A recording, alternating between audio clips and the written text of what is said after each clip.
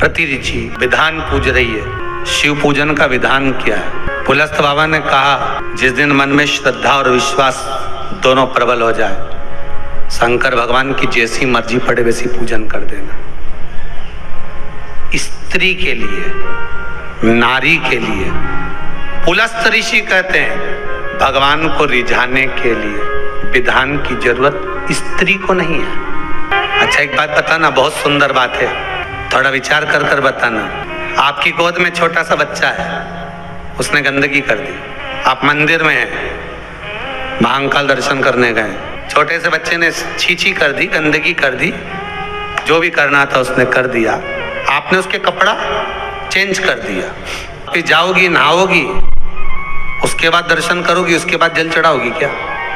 जाकर नहाकर जल चढ़ाओगी क्या? नहीं। क्यों?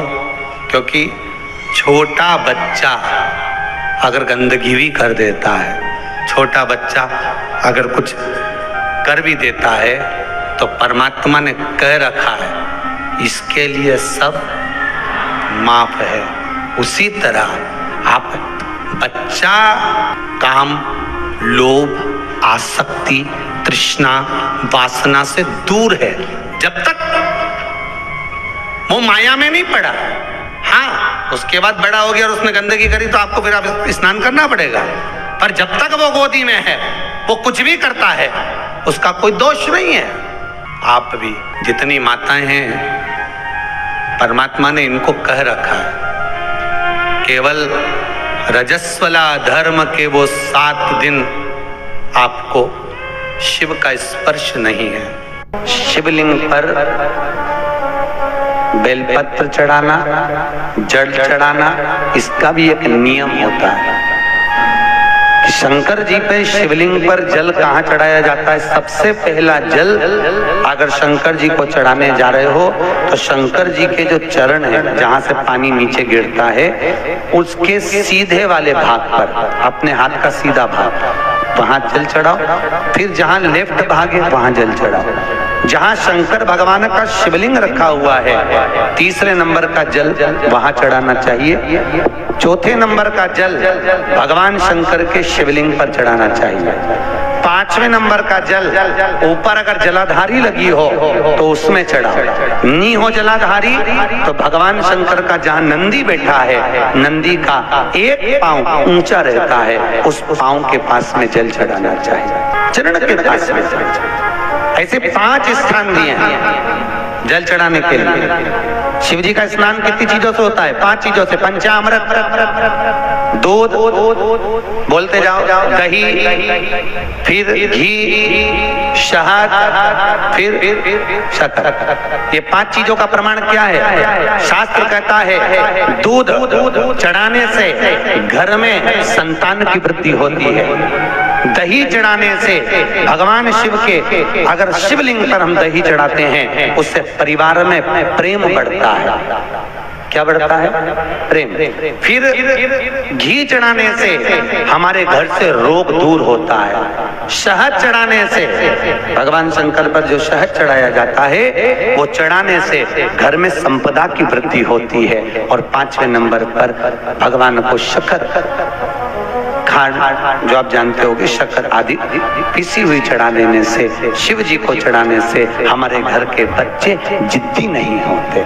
क्यों कहते हैं? जो बच्चा जिद्दपन करता हो, जो बच्चा जिद्दी रहता हो, तो क्यों कहते हैं कि अवधूतेश्वर महादेव का नाम लो और उसके हाथ में शक्कर की कटोरी देकर शंकर जी पे चढ़वा दो, बच्चा कभी जिद्दपन नहीं करता। अवधूतेश्वर महादेव का नाम लेकर सोमवार की अष्टमी के दिन चढ़ाया जाता है। सोमवार की अष्टमी को अवधूतेश्वर का नाम लेकर।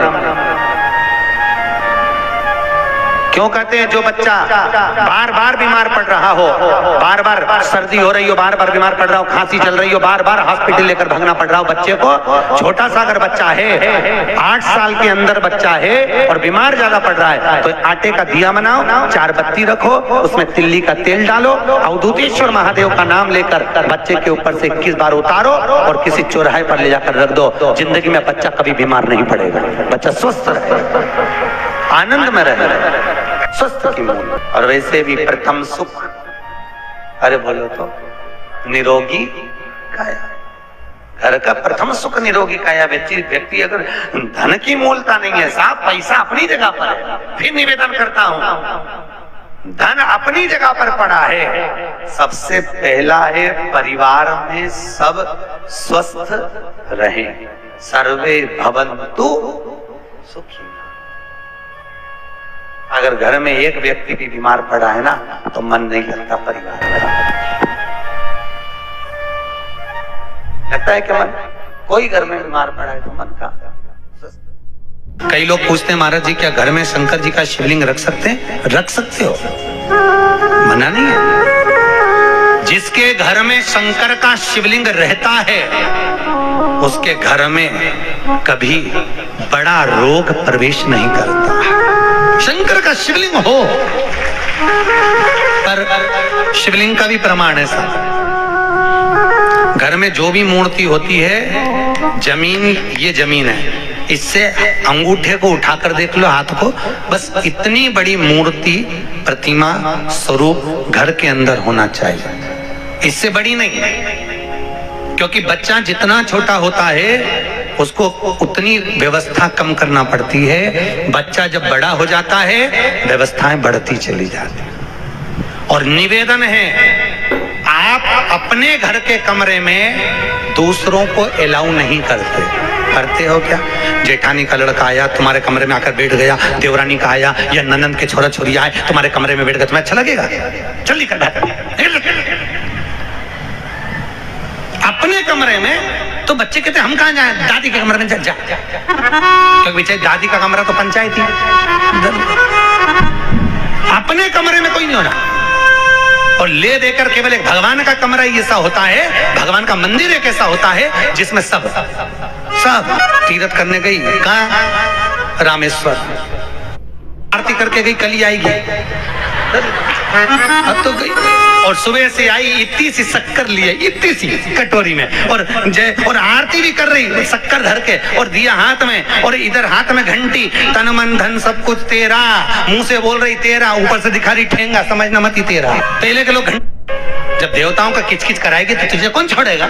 और बचा कुचा था तो वो दिवाली दशहरा आया, जन्माष्टमी आई, इतना सारा भगवान के थाली में रख के अचार लेके नटखंड पीट गई, आज तो जन्माष्टमी है। और बच्चा कुचा तो पाउडर लिए, कौन सा पीताम्बरी, उससे झगड़, ऐसा रगड़ूंगी पूरा साफ हो जाएगा। और जन्माष्टमी के दिन ऐसा रगड़ा, भगवान कह रहे राधा आज मेरा जन्मदिन और ये मुझे घस रही। भगवान